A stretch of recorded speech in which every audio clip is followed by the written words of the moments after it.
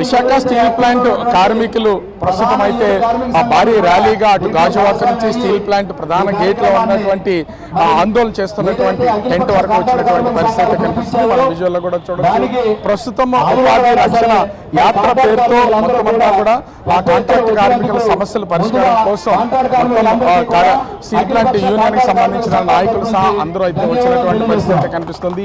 ఏంటి అసలు ఎప్పుడు కూడా ఈ ఇక్కడ స్టీల్ ప్లాంట్ కి సంబంధించి కాంట్రాక్ట్ కార్మికుల సమస్య అనేది కంటిన్యూ అవుతుంది. ఇప్పుడు తొలగింపు జరుగుతూనే ఉంది, కానీ మేనేజ్మెంట్ ఎక్కడ తొలగించట్లేదని చెప్తున్నారు. ఏమంటారు అసలు? ఇప్పుడు ఖచ్చితంగా 1000 మందిని తొలగించారు, రోడ్ల మీద ఉన్నారు. మరో 5000 మంది తొలగించడం కోసం ప్రణాళిక సిద్ధం చేశారు. ప్రతి క్వార్టర్లో 14 మంది తీస్తామని చెప్పి మేనేజ్మెంట్ చెబుతామని తెగేసి మేము 15 రోజులు కొట్లాడింది విశాఖపట్నం స్టీల్ ప్లాంట్ ప్రభుత్వ రంగంలో ఉండాలని, ఇక్కడ ఉద్యోగాలు ఉండాలని, ప్రభుత్వానికి ట్యాక్సులు కట్టాలని, ఈ ఆస్తులు ప్రభుత్వ ఆస్తులు ఉండాలని చెప్పి. కానీ ఇప్పటికి కూడా ప్రైవేటీకరణ ప్రమాదం అనేది పొంచి ఉందనేది ప్రభుత్వం చెప్తుంది. ప్రైవేటీకరణ నిర్ణయాన్ని వెంటనే విత్డ్రా చేసుకోవాలని, రెండో శైలిలో విలీనం చేయాలని, మూడో సంతకాలు కేటాయించాలని, 4వ కాంట్రాక్ట్ కార్మికులు ఆపి పూర్తిస్థాయి ఉత్పత్తి చేయడం కోసం యువత ఉద్యోగం ఇవ్వాలని చెప్పేసి డిమాండ్ చేస్తూ ఉద్యమం కొనసాగుతాం. అంటే దాదాపుగా ఇప్పటికే 500 ఇంకా 5000 మంది తొలగింపు అనే దానికి ఒక నిర్ణయానికి అయితే వచ్చినటువంటి పరిస్థితి ఉంది. వరుసగా ఇలా తొలగించుకెళ్ళిపోతూ ఉంటుంటే మరి ఎవరు నుంచుతారు? అసలు కాంట్రాక్ట్ కార్మికులు తీసేస్తున్నారు, రెగ్యులర్ వాళ్ళని వేరే వేరే చోట్లకి ట్రాన్స్ఫర్ చేసేస్తున్నటువంటి పొజిషన్ ఉంది. ఈ రోజు ఏదైతే ఈ స్టీల్ ప్లాంట్ మేనేజ్మెంట్ తీసుకున్న నిర్ణయాలు ఉన్నాయో ఈ ప్రభుత్వానికి అనుకూలంగా ఇదే స్ట్రాటజిక్ సేల్ లో పెట్టేసి, మరి స్టీల్ ప్లాంట్ ఎవరైతే ఒకతను ఒక లెటర్ రాస్తే స్ట్రాటజిక్ సేల్ కంపల్సరీ జరుగుతుందని చెప్పేసి చెప్తున్నారు. ఇక్కడ చూస్తున్న మేనేజ్మెంట్ స్ట్రాటజిక్ సేల్ లేదని చెప్తున్నారు. మరి ఈ ప్రభుత్వం ఏదైతే కార్మిక చట్టాలని వ్యతిరేకంగా వెళ్తూ ఈ కార్మికుల్ని బయటకు తొలగించే విధానం చేస్తుంది. రేపు పొద్దున్న ఇది కంపల్సరీ ప్రైవేటీకరణ చేసే విధంగానే ఉంది తప్పితే ఇందులోకి ఇన్పుట్ ఎంప్లాయీస్ కానివ్వండి, కాంట్రాక్ట్ కార్మికులు కానీ తీసుకోకుండా ఇది ప్రైవేటీకరణ దిశగా సాగుతుందని చెప్పి తెలియజేస్తుంది. అంటే ఇక్కడ ఖచ్చితంగా ఒకటి చూస్తే మేము స్టీల్ ప్లాంట్ కి సంబంధించి అభివృద్ధి చేస్తున్నాం, దీనికి సంబంధించి ప్యాకేజీలు ఇస్తున్నామని చెప్తున్నటువంటి ప్రభుత్వం కానీ ఇక్కడ ఉన్నటువంటి మేనేజ్మెంట్ కానీ ఈ తొలగింపులు ఎట్లా చూడాలి? అసలు ఈ ప్యాకేజే పెద్ద మోసం. ఎందుకంటే వాళ్ళకి బీజేపీ ప్రభుత్వం 2021 జనవరి 23వ తారీఖున ప్రైవేటీకరణ చేసిన తర్వాత 100% అమ్ముతామని పార్లమెంట్ లో ప్రకటించిన తర్వాత ఈ అప్పులు పెరిగాయి అన్నమాట. ఈ అప్పులన్నీ కూడా బ్యాంకులకి వాళ్ళ తాబేదారులకి తీర్చడం కోసం ఆ ప్యాకేజ్ కానీ, స్టీల్ ప్లాంట్ పూర్తి స్థాయి ఉత్పత్తి కానీ, అలాగే స్టీల్ ప్లాంట్ లో ఉన్నటువంటి జీవనం సాగిస్తున్నటువంటి లక్షలాది మంది ప్రజలకి ఈ ప్యాకేజీలో ఎటువంటి లేదు.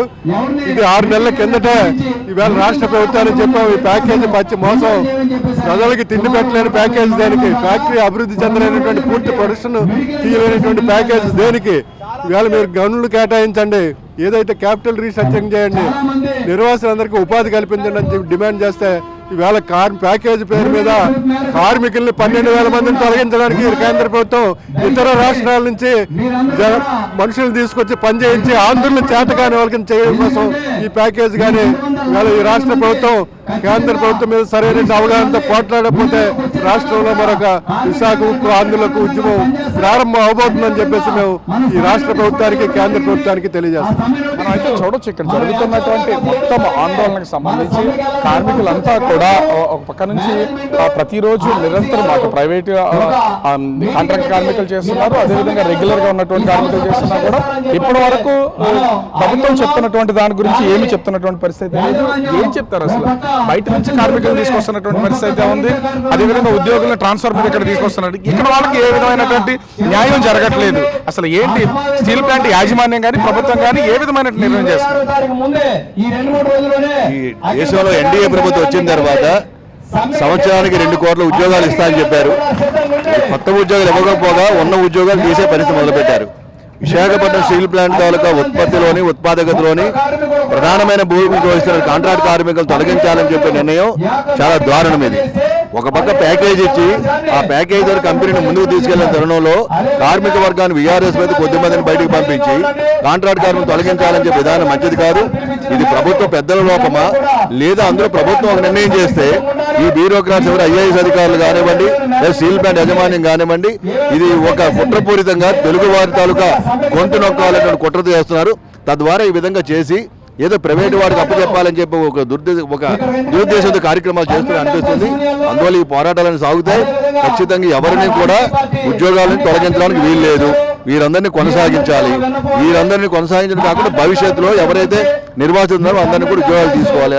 దానికి భిన్నంగా వ్యవహరించినట్టయితే ఈరోజు పాదయాత్రలు కాదు, ధర్నాలే కాదు, భవిష్యత్తులో ప్లాంట్ స్తంభన కానీ జాతీయ స్థాయిలో ఉద్యమాలు కూడా నిర్మించడానికి వెనుకాడదు లేదని హెచ్చరిస్తున్నాం.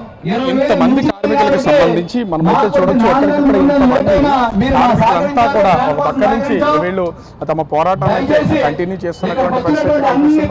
వచ్చినటువంటి పార్టీకి సంబంధం లేదు, అంతా కాంట్రాక్ట్ కార్మికులు వీళ్ళందరూ కూడా తమకు సంబంధించినటువంటి కాంట్రాక్ట్ కార్మికులందరూ ఎవరిని తొలగించడం లేదు. తొలగించినటువంటి వాళ్ళందరూ కూడా విధుల్లోకి తీసుకోవాలంటూ ప్రస్తుతం అయితే వీళ్ళంతా కూడా ఆందోళన కొనసాగిస్తున్నారు. ఎట్టి పరిస్థితుల్లో దీని మీద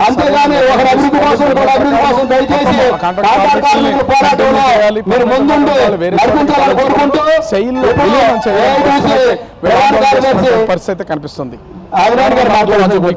Visakhapatnam. For more videos like this, subscribe Big TV channel.